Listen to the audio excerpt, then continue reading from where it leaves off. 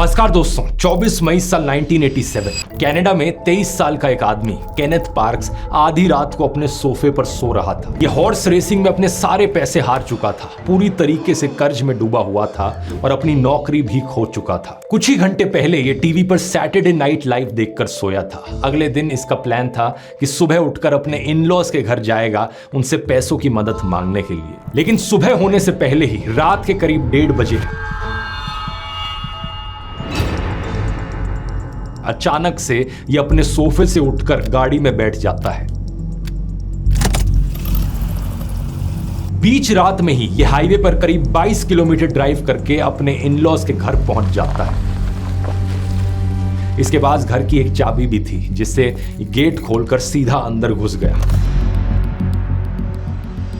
यहां ये अपनी मदर इन लॉ की हत्या कर देता है और फादर इन लॉ को सीवियरली इंजर कर देता है। इतना ही नहीं, फिर ये खून में सना हुआ और कंफ्यूज स्टेट में पुलिस स्टेशन पहुंच जाता है और सीधा जाकर पुलिस को कहता है कि मैंने अभी 2 लोगों को मार दिया है। इसके हाथों पर बहुत गहरे घाव थे लेकिन इसे कोई दर्द नहीं हो रहा था। एम्बुलेंस से हॉस्पिटल जाते वक्त इसने अपना मर्डर वेपन चाकू कहां रखा था ये भी बता दिया। लेकिन सबसे अजीब चीज इस कहानी में यह है कि केनेथ पार्क्स के पास अपने इन-लॉज को मारने की कोई वजह नहीं थी। ट्रायल के दौरान इसके वकीलों ने जो कहा वो सुनकर सब शॉक्ड रह गए। उनका कहना था कि केनेथ पार्क्स ने एक क्राइम सोते सोते किया है, वो होश में नहीं था, इसलिए उसे कोई सजा नहीं मिलनी चाहिए क्योंकि केनेथ पार्क्स यहां स्लीप वॉक कर रहा था। क्या केनेथ पार्क्स सही में स्लीप वॉक कर रहा था? क्या किसी के लिए नींद में सोते सोते ये सब करना पॉसिबल भी है? अगर कोई स्लीप वॉकिंग करते हुए ऐसा करता है तो वो उसके लिए रिस्पॉन्सिबल माना जाता है या नहीं? और सबसे बड़ा सवाल दोस्तों, आखिर कुछ लोग नींद में ऐसे बिहेव कैसे करते हैं? क्या है इसके पीछे की साइंस? आइए समझते हैं स्लीप वॉकिंग की मिस्ट्री आज के इस वीडियो में।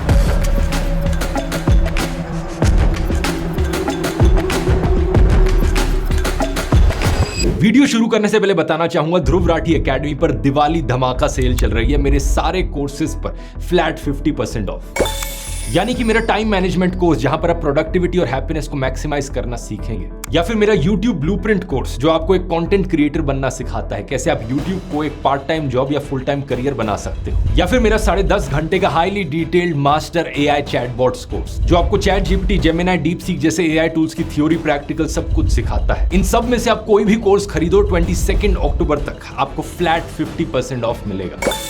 पूरे साल का बेस्ट डिस्काउंट, और इतना ही नहीं, मेरे AI प्लेटफॉर्म AI Fiesta पर भी 41% ऑफ मिलेगा आपको इस सेल में अगर आप उसके एनुअल सब्सक्रिप्शन को खरीदोगे तो। जरूर जाकर चेकआउट करना, इन सब का लिंक नीचे डिस्क्रिप्शन में मिल जाएगा या फिर आप इस QR कोड को भी स्कैन कर सकते हो। और अब अपने टॉपिक पर आते हैं। स्लीप वॉकिंग को मेडिकल टर्म्स में सोमनाम्बुलिज्म कहा जाता है। ये एक प्रकार का स्लीप डिसऑर्डर है जो नॉन रेम स्लीप के दौरान होता है। असल में बात क्या है दोस्तों, इंसानों में नींद को मोटे मोटे तौर पर 2 हिस्सों में डिवाइड किया जाता है। एक होती है रैपिड आई मूवमेंट स्लीप जिसे रेम स्लीप भी कहा जाता है, और दूसरी होती है नॉन रैपिड आई मूवमेंट यानी कि NREM स्लीप। जैसा कि आप इनके नाम से समझ सकते हो, रेम स्लीप में जब हम सोते हैं तब हमारी आईज रैपिडली मूव करती रहती है, आंख बंद होती है लेकिन आई बॉल बड़ी रैपिडली हिलती रहती है। और NREM स्लीप में ऐसा नहीं होता। तो सबसे पहले जब हम सोने जाते हैं रात को, हम NREM स्लीप में एंटर करते हैं। NREM स्लीप की अपने आप में 3 अलग स्टेजेस होती हैं। पहली स्टेज में हमें हल्की हल्की नींद आने लगती है और किसी आवाज या एक्सटर्नल एक्टिविटी पर रिएक्ट करने की एबिलिटी कम हो जाती है। फिर धीरे धीरे ये नींद गहरी होती जाती है और NREM की स्टेज 3 सबसे गहरी नींद होती है। इस स्टेज में किसी सोते हुए इंसान को जगाना काफी मुश्किल होता है और अगर जगा भी दिया जाए तो वो इंसान कंफ्यूजन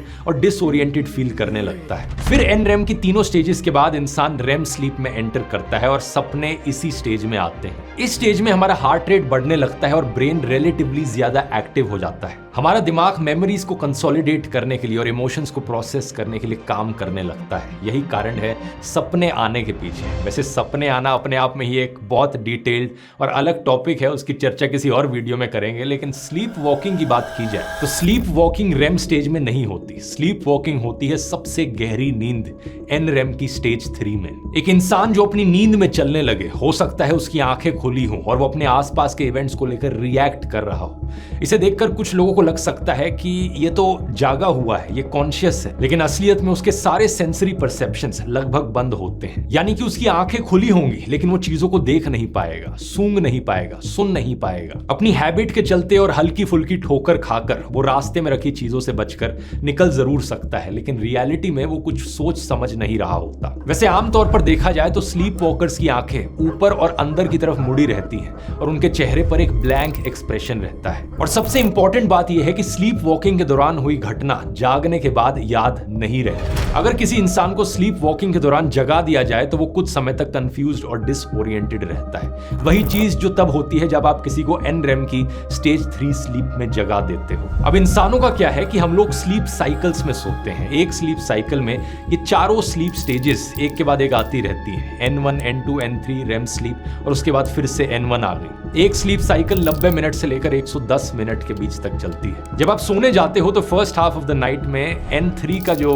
हिस्सा है वो एक स्लीप साइकिल में रिलेटिवली ज्यादा बड़ा होता है और जैसे जैसे सुबह करीब आती है REM स्लीप साइकिल का हिस्सा बढ़ता रहता है। सुबह उठने के लिए, जागने के लिए सबसे कंफर्टेबल रहता है जब आप N1 के हिस्से में उठो। तो N1 के हिस्से में अगर आपकी नींद खुलेगी तो आप काफी फ्रेश और एनर्जेटिक फील करोगे, लेकिन अगर आप N3 के हिस्से में जागते हो तो आप काफी सोता सोता और ड्राउजी फील करोगे। इसी कारण से आपने अक्सर सोशल मीडिया पर एडवाइस देखा होगा कि अगर आप रात को सोते हो तो या तो 7.5 घंटे सो या 9 घंटे सो, क्योंकि ये स्लीप साइकिल के एंड का टाइम होगा मोस्ट प्रोबेबली। क्योंकि ये कहते वक्त अज्यूम किया जा रहा है कि 1.5 घंटे की स्लीप साइकिल चल रही है, लेकिन असलियत में ये चीज पर्सन टू पर्सन डिपेंड करती है कि आपकी स्लीप साइकिल एग्जैक्टली कितनी लंबी है। आपको खुद देखना पड़ेगा कि कितने घंटे सोने के बाद आप फ्रेश फील करते हो। उसी से ही आप अंदाजा लगा सकते हो कि आप N1 स्लीप में उठते हो या किसी और स्टेज ऑफ स्लीप में उठते हो। स्लीप वॉकिंग पर वापस आए तो स्लीप वॉकिंग के एपिसोड्स कुछ मिनट से लेकर कई घंटे तक के हो सकते हैं। फ्रीक्वेंसी भी अलग अलग रहती है। किसी को महीने में एक बार एपिसोड हो जाता है तो किसी को एक हफ्ते में कई बार। सबसे कमाल की चीज तो यहां पर यह है कि कुछ लोग स्लीप वॉकिंग करते करते क्या क्या कर लेते हैं।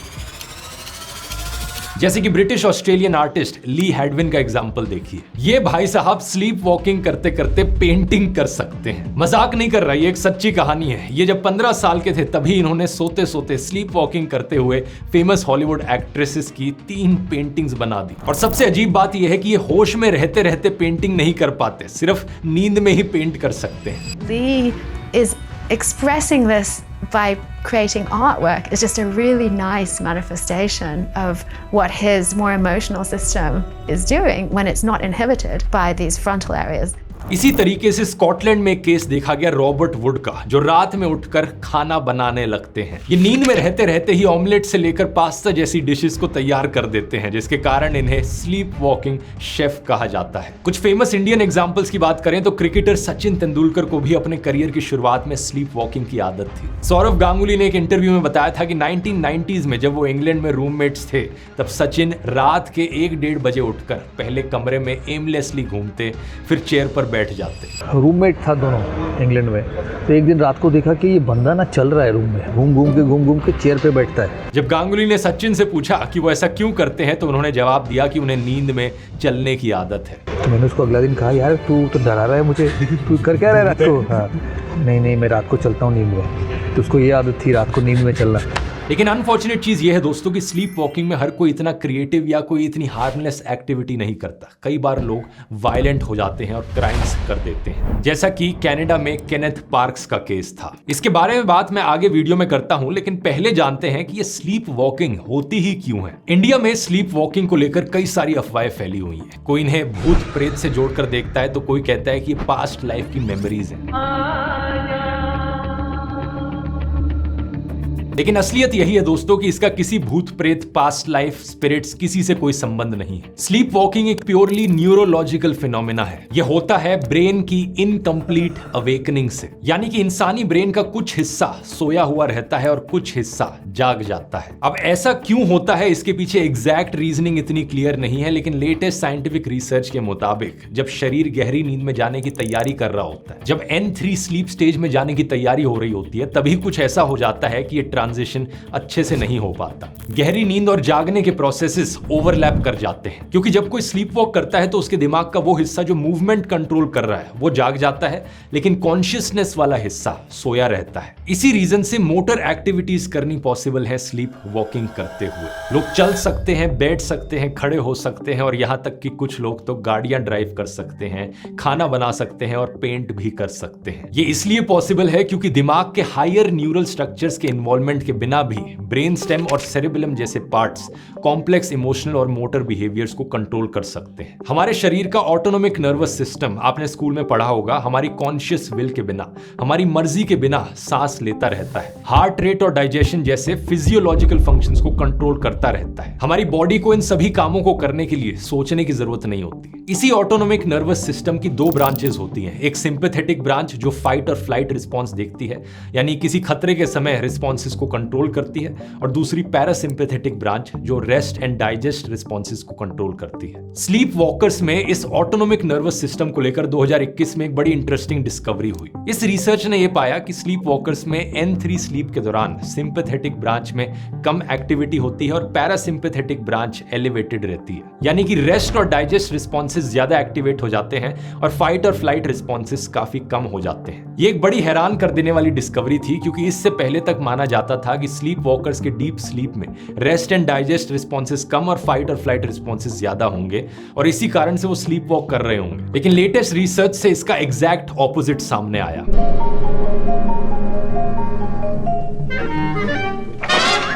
कुछ और रीसेंट स्टडीज के मुताबिक ओल्डर एडल्ट्स में स्लीप वॉकिंग डिमेंशिया या पार्किंसंस डिजीज जैसी न्यूरोडीजेनरेटिव डिजीजेस या कॉग्निटिव डिक्लाइन का संकेत हो सकता है। यहाँ पर एक और बड़ी कॉमन मिथ है कि जो लोग स्लीप वॉकिंग करते हैं वो ज़ॉम्बीज की तरह अपने हाथ ऐसे आगे उठाकर चलते हैं, लेकिन असलियत में ऐसा है नहीं। इसके अलावा एक और मिसकंसेप्शन जो लोगों को होता है कि अगर स्लीप वॉकर्स को नींद से जगा दिया जाए तो उन्हें हार्ट अटैक आ सकता है या वो कोमा में जा सकते हैं। ये बात भी सच नहीं है, लेकिन जैसा मैंने पहले बताया, अच्छा यही रहता है कि उन्हें नींद से ना उठाया जाए, क्योंकि वो कंफ्यूज्ड और बहुत ज्यादा डिसओरिएंटेड फील करेंगे। अब एक सवाल यहां पर यह भी है कि दुनिया में कितने % लोगों को स्लीप वॉकिंग का ये स्लीप डिसऑर्डर है। इस मेटा एनालिसिस के मुताबिक 6.9% लोग अपनी लाइफ में कभी ना कभी एक बार जरूर स्लीप वॉक करेंगे। बच्चों में स्लीप वॉकिंग सबसे ज्यादा कॉमन है। स्लीप वॉकिंग के एपिसोड 7 से 15 साल के मेल्स में सबसे ज्यादा देखे जाते हैं, लेकिन फॉर्चुनेटली ज्यादातर केसेस में ये बड़े होने पर बंद भी हो जाते हैं। बच्चों में जब स्लीप वॉकिंग होती है तो ये बच्चे स्लीप वॉकिंग करते समय जनरली ज्यादा शांत या सुस्त नजर आते हैं, लेकिन एडल्ट्स में स्लीप वॉकर्स बड़ी क्विक मूवमेंट्स करते हैं, जैसे कि वो किसी जल्दी में हो, वो बड़ी जल्दी में कहीं पर चलने लगते हैं या कहीं पर बैठ जाते हैं। कई बारी बड़ी ही अजीबोगरीब मूवमेंट्स देखने को मिलती हैं जो कुछ लोगों को डरावनी भी लग सकती हैं। एग्जैक्टली बच्चों और एडल्ट्स में इतना डिफरेंस क्यों देखने को मिलता है, इसका कारण अभी हमें पता नहीं है। साइंटिस्ट इसका रीजन अभी भी ढूंढने की कोशिश कर रहे हैं। अब आपको स्लीप वॉकिंग होगी या नहीं, इसके पीछे जेनेटिक्स एक बहुत बड़ा रोल प्ले करता है। जामा पीडियाट्रिक्स में पब्लिश्ड एक स्टडी के मुताबिक जिन बच्चों के एक पेरेंट की स्लीप वॉकिंग की हिस्ट्री होती है, उनके स्लीप वॉकिंग के 47.4% चांसेस होते हैं। लेकिन अगर दोनों पेरेंट्स की स्लीप वॉकिंग की हिस्ट्री है तो बच्चों में चांसेस बढ़कर 61.5% हो जाते हैं। जबकि ऐसे बच्चे जिनके किसी भी पेरेंट में स्लीप वॉकिंग नहीं देखी गई है, उनमें स्लीप वॉकिंग के चांसेस केवल 22.5% रहते हैं। रिसर्चर्स ने क्रोमोसोम 20q12-13.12 के एक जेनेटिक लोकस को आइडेंटिफाई किया है, जिसका स्लीप वॉकिंग डिसऑर्डर को पेरेंट्स से बच्चों में इनहेरिट करने में एक रोल हो सकता है। लेकिन जेनेटिक्स के अलावा कई और ऐसी चीजें हैं जो ससेप्टेबल लोगों में स्लीप वॉकिंग के एपिसोड्स ट्रिगर कर सकती है, जैसे कि पहला और सबसे बड़ा कारण स्लीप डेप्रिवेशन, नींद की कमी। शरीर को सही तरीके से जागने के लिए सफिशिएंट स्लो वेव स्लीप चाहिए होती है, लेकिन जब नींद ढंग से पूरी नहीं होती तो किसी इंसान के पार्शियल अवेकनिंग और स्लीप वॉकिंग के चांसेस बढ़ जाते हैं। दिमाग अपनी नींद को पूरा करने के लिए लंबे समय तक डीप स्लीप में अटका रहता है और अगली स्टेज में स्मूथ ट्रांजिशन नहीं हो पाता। दूसरा, स्ट्रेस के कारण भी स्लीप वॉकिंग के एपिसोड्स हो सकते हैं। तीसरा, ऑब्स्ट्रक्टिव स्लीप एपनिया एक और इंपॉर्टेंट फैक्टर है। ये एक ब्रीदिंग डिसऑर्डर है जिसमें सोते समय शॉर्ट पीरियड के लिए ब्रीदिंग रुक सकती है। अगर किसी को सीवियर ऑब्स्ट्रक्टिव स्लीप एपनिया है तो उसके स्लीप वॉकिंग के चांसेस और बढ़ जाते हैं। चौथा, सेडेटिव्स, एंटी डिप्रेसेंट्स और एंटीसाइकोटिक्स जैसी मेडिकेशंस जो अक्सर हार्ट डिजीजेस और एंजाइटी को ट्रीट करने के लिए दी जाती हैं, ये भी स्लीप वॉकिंग का रिस्क बढ़ा देती हैं। दूसरी तरफ बच्चों में देखा जाए तो फीवर आना या कोई बीमारी होना इसके कॉमन ट्रिगर्स हो सकते हैं। अस्थमा से पीड़ित बच्चों में स्लीप वॉकिंग के ज्यादा केसेस देखने को मिलते हैं। अस्थमा की वजह से नींद पूरी नहीं हो पाती, जिससे बच्चों में स्लीप वॉकिंग ट्रिगर हो जाती है। लेकिन अब दोस्तों अपनी वीडियो की पहली कहानी पर वापस आए तो सवाल यह है कि क्या स्लीप वॉक करते हुए कोई इंसान अगर क्राइम कर दे तो क्या उसे गुनहगार माना जाएगा? ये पूरी चीज एक बहुत बड़ी लीगल माइनफील्ड है, क्योंकि क्रिमिनल लॉ में दो चीजें इंपॉर्टेंट होती हैं, एक जो क्राइम किया गया है और दूसरा इंटेंट, यानी कि गिल्टी माइंड। किसी क्राइम के लिए कॉन्विक्ट किए जाने के लिए किसी व्यक्ति का केवल क्राइम करना जरूरी नहीं होता, बल्कि इंटेंट साबित भी करना होता है कि उस इंसान ने ये क्यों करना चाहा, आखिर क्या कारण था ये क्राइम करने के पीछे। और स्लीप वॉकर्स के केस में बॉडी तो क्राइम कर रही है, लेकिन उनका दिमाग इसमें इन्वॉल्व नहीं होता। मतलब क्राइम हुआ है लेकिन इंटेंट नहीं है। केनेथ पार्क्स के केस में भी उसके वकीलों ने यही आर्ग्यूमेंट कोर्ट में प्रेजेंट किया कि क्राइम के लिए केनेथ को जिम्मेदार नहीं ठहराया जा सकता, क्योंकि उसने अपनी मर्जी से ये नहीं किया है। उसकी बॉडी ने क्राइम जरूर किया है, लेकिन उसका दिमाग दोषी नहीं है। ये चीज मेडिकल एक्सपर्ट्स ने भी टेस्टिफाई करी कि क्राइम के समय केनेथ स्लीप वॉक कर रहा था, और इसी कारण से ज्यूरी ने पार्क्स को एक्विट कर दिया, उसे दोषी नहीं ठहराया गया। ये केस पूरी दुनिया में स्लीप वॉकिंग डिफेंस के लिए एक लैंडमार्क केस बन गया। लेकिन इंपॉर्टेंट चीज यहां ये भी है बतानी दोस्तों कि स्लीप वॉकिंग का डिफेंस हर बार सक्सेसफुल नहीं होता, क्योंकि ऐसे तो कोई भी व्यक्ति स्लीप वॉकिंग की हिस्ट्री दिखाकर क्राइम करके कभी भी बच जाएगा। ऐसे केसेस में सब कुछ इस बात पर निर्भर करता है कि जज और ज्यूरी को स्लीप वॉकर की कहानियों पर कितना यकीन होता है। आमतौर पर कोर्ट्स स्लीप वॉकिंग के डिफेंस को लेकर बड़े स्केप्टिकल रहते हैं, क्योंकि वो जानते हैं काफी सारे क्रिमिनल्स इस बहाने का इस्तेमाल करने की कोशिश करेंगे अपने आप को बचाने के लिए। एक जज ने तो एक बार इसे क्वागमायर ऑफ लॉ, कानून का दलदल तक कह दिया था। इसी कारण से स्लीप वॉकिंग का डिफेंस कोर्ट्स में काफी ज्यादा कंट्रोवर्शियल रहा है। साल 1997 में अमेरिका में स्कॉट फैलेटर नाम के एक आदमी ने घर पर अपनी पत्नी की हत्या कर दी। Yarmila Falater had 44 stab wounds. अपने डिफेंस में उसने कहा कि वो स्लीप वॉकिंग कर रहा था। The defense tried to say that this was not Scott Flater acting consciously, that this was a monster. दो एक्सपर्ट्स ने इसे टेस्टिफाई भी किया कि स्कॉट स्लीप वॉक कर रहा था। And have you reached an opinion regarding whether he was sleepwalking? It's my strong belief that that was the case. You have an opinion whether Scott Falater was in a sleepwalking state when he stabbed his wife? In my opinion, he was. लेकिन court में सारी argument सुनने के बाद jury को उसकी बातों पर भरोसा नहीं हुआ। मर्डर वेपन एक हंटिंग स्टाइल चाकू था, उसकी गाड़ी के स्पेयर टायर स्टोरेज एरिया में मिला। इस बात से माना गया कि उसने अपने मर्डर वेपन को छुपाने की कोशिश की थी। स्कॉट ने इस इंसिडेंट के बाद अपने कपड़े उतारकर एक प्लास्टिक बैग में भी रखे थे और इन्हें छिपाकर पजामा भी पहन लिया था। Anything in and around this black plastic trash bag? A Tupperware container that had articles of clothing within them that looked odd, and then on a closer examination, I noticed that they had blood stain on them also. उसके पड़ोसी Greg ने court को यह भी बताया था कि उसने अपनी पत्नी को पूल में डुबाने से पहले ग्लव्स पहने हुए थे। Greg testifies that he sees Scott putting on gloves as he approaches Yarmila's body. इसके अलावा इस पूरी कहानी में यह भी देखा गया कि एक स्लीप वॉकर के लिए केवल एक एपिसोड में इतना सब कुछ कर पाना बहुत ही अनयूजुअल होता है। उसके एक्शंस काफी लंबे और काफी पर्पसफुल थे। That's clearly impossible on the second episode of Violence. जिसके कारण ज्यूरी ने नहीं माना कि वो स्लीप वॉक कर रहा था और उसे उम्र कैद की सजा सुना दी गई। It is ordered the defendant be sentenced to serve the remainder of his natural life in the Department of Corrections. India की लीगल हिस्ट्री में स्लीप वॉकिंग का सबसे पुराना और इंपॉर्टेंट केस है पपाथी अमाल का। ये एक यंग मदर थी जिन्होंने कुछ दिन पहले ही एक बच्चे को जन्म दिया था, लेकिन 28 अक्टूबर साल 1957 की रात को ये अपने बच्चे के साथ एक कुएं में कूद गई। इन्हें खुद तो बचा लिया गया, लेकिन इनके बच्चे की डूबकर मौत हो गई। पुलिस ने पपाथी पर मर्डर का चार्ज लगाया, लेकिन उसके वकीलों ने कहा कि इसे नींद में चलने की आदत थी और वो नींद में ही बच्चे को लेकर कुएं में कूद गई। तो क्योंकि उसे नहीं पता था कि वो क्या कर रही है, इसलिए उसे सजा नहीं मिलनी चाहिए। लेकिन जब सेशंस कोर्ट के सामने इस आर्ग्यूमेंट को प्रेजेंट किया गया तो कोर्ट ने इसे रिजेक्ट कर दिया और पपाथी को उम्र कैद की सजा सुना दी। कोर्ट ने कहा कि स्लीप वॉकिंग को इंडियन पीनल कोड के सेक्शन 84 के तहत अनसाउंडनेस ऑफ माइंड नहीं माना जाता। रिस्पॉन्स में पपाथी के वकीलों ने मद्रास हाई कोर्ट में अपील की, जिसने इनके कन्विक्शन को तो ओवरटर्न नहीं किया, क्योंकि इस केस में कोई एक्सपर्ट एग्जामिनेशन नहीं हुआ था, लेकिन उसमें एक रेवोल्यूशनरी डिसीजन जरूर सामने आया। मद्रास हाई कोर्ट ने कहा कि अगर साबित हो जाए कि कोई व्यक्ति सच में स्लीप वॉकिंग कर रहा है तो इस सेक्शन 84 के तहत अनसाउंडनेस ऑफ माइंड माना जाएगा। ये दोस्तों इंडिया की लीगल हिस्ट्री में एक लैंडमार्क केस बन गया, क्योंकि इसके बाद ये एस्टैब्लिश हो गया कि स्लीप वॉकिंग एक वैलिड लीगल डिफेंस हो सकता है। लेकिन यहां पर भी बात वही है कि सब कुछ इसी चीज पर डिपेंड करता है कि जज आपकी बात पर कितना यकीन करता है। अब दूसरों को चोट पहुंचाना तो एक चीज हुई, लेकिन इसके अलावा दोस्तों स्लीप वॉकर्स खुद को भी चोट पहुंचा सकते हैं। स्लीप वॉक करते हुए अक्सर लोग दीवारों से टकरा जाते हैं, किसी फर्नीचर या किसी बड़े ऑब्जेक्ट से टकराकर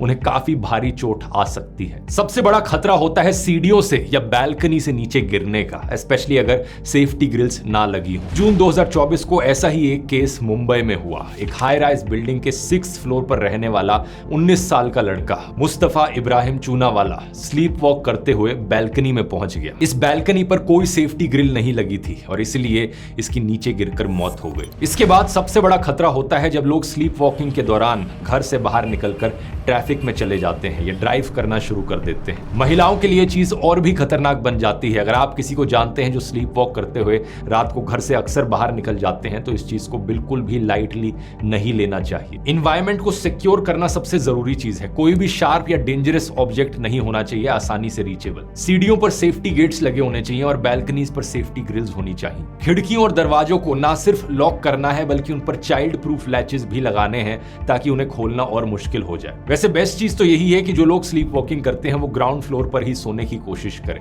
अलर्ट्स के लिए डोर अलार्म्स या मोशन सेंसर्स का इस्तेमाल करें और दवाइयों और बाकी डेंजरस चीजों को किसी सेफ जगह पर लॉक करके रखें। डेटा यहां पर देखा जाए तो दुनिया भर में करीब 7% लोग स्लीप वॉकिंग को अपने लाइफ टाइम में एक ना एक बार जरूर एक्सपीरियंस करते हैं। एडल्ट्स में करीब 3 से 4% लोगों में स्लीप वॉकिंग कॉमन होती है, यानी कि वो रेगुलरली करते हैं, और बच्चों में ये नंबर ज्यादा है, 15% तक चले जाता है। यानी कि दुनिया में 15% बच्चे कम से कम एक ना एक बार अपने बचपन में जरूर स्लीप वॉक करते हैं। लेकिन अच्छी खबर यहां पर यह भी है कि ओकेजनल स्लीप वॉकिंग को इतनी बड़ी प्रॉब्लम नहीं होती और ज्यादातर बच्चों में ये प्रॉब्लम बड़े होने के साथ ही चली जाती है। अगर आप एक पेरेंट है और आपने अपने बच्चे को कभी स्लीप वॉक करते हुए देखा है तो सबसे पहला काम यहां पर भी है, एनवायरनमेंट को सिक्योर कीजिए। जिस बेडरूम में बच्चा सोता है वहां पर देखिए कि कोई भी शार्प ऑब्जेक्ट्स ना हो, फर्श पर कुछ भी ऐसा ना पड़ा हो जिससे वो ट्रिप करके गिर सके। दरवाजों और खिड़कियों पर हमेशा लॉक लगाइए और अगर बच्चे छोटे हैं तो बिस्तर के साइड में लगाने के लिए इस तरीके की गार्ड रेल्स भी खरीद सकते हैं। ये बड़ा ही सिंपल सा सेफ्टी नेट है जो बिस्तर के तीनों तरफ लगाया जा सकता है, गद्दे के नीचे। ऑनलाइन बहुत सी जगहों पर आपको ये मिल जाएगा। दूसरा, अगर रात में आप अपने बच्चे को स्लीप वॉकिंग करते हुए देखें तो उन्हें जगाने की जरूरत नहीं है, उन्हें आराम से बिस्तर पर वापस ले जाइए और लेटा दीजिए। अगर जरूरत पड़े बोलने की तो बड़ी शांति से काम आवाज में उनके साथ बात कीजिए उन्हें वापस सुलाने के लिए, लेकिन कोशिश यही होनी चाहिए कि उन्हें उठाया ना जाए। तीसरा, अगर आप नोटिस कर रहे हैं कि आपका बच्चा एक सर्टेन टाइम पर ही हर रात को स्लीप वॉकिंग करता है तो फिर इस टाइम से लगभग 15 मिनट पहले बच्चों को जेंटली जगा दीजिए। कुछ बार ऐसा करने से साइकिल ब्रेक हो जाती है। और अगर आप एक एडल्ट हैं जो स्लीप वॉकिंग से सफर करते हैं तो स्लीप वॉकिंग के ट्रिगर वाले रिस्क फैक्टर्स पर फोकस कीजिए। आपको अपने लाइफस्टाइल में चेंजेस लाने होंगे, अपने स्लीप हाइजीन को इंप्रूव करना होगा, एक कंसिस्टेंट स्लीप स्केड्यूल मेंटेन करना बहुत जरूरी है। रात को एक ही टाइम पर सोइए, एक ही टाइम पर उठिए सुबह। अपनी डेली लाइफ में जो स्ट्रेस फील कर रहे हैं उसे कम से कम करने की कोशिश कीजिए। इसके लिए आप थेरेपी भी ले सकते हैं। और फाइनली याद रखिए, स्लीप वॉकिंग कोई सुपर नेचुरल फिनोमेना नहीं है। ये इंसानों के ब्रेन का एक बड़ा फैसिनेटिंग साइड दिखाता है। भले ही साइंस इसे पूरी तरीके से एक्सप्लेन ना कर पाया हो, लेकिन बाकी मिस्ट्रीज की तरह ये भी एक साइंटिफिक और बायोलॉजिकल फिनोमेना ही है। और यहाँ दिवाली धमाका सेल का फायदा उठाना मत भूलना। सभी कोर्सेज पर फ्लैट 50% ऑफ, AI फिएस्टा के एनुअल सब्सक्रिप्शन पर 41% ऑफ। लिंक डिस्क्रिप्शन में मिल जाएगा। ये वीडियो पसंद आया दोस्तों तो ये वाला भी जरूर आपको पसंद आएगा, क्योंकि इसमें मैंने गोश्ट्स की बात करी है। भूतों के पीछे की क्या साइंस होती है, क्या भूत चुड़ैल जैसी चीजें असली में एग्जिस्ट करती हैं, यहाँ क्लिक करके देख सकते हैं। बहुत बहुत धन्यवाद।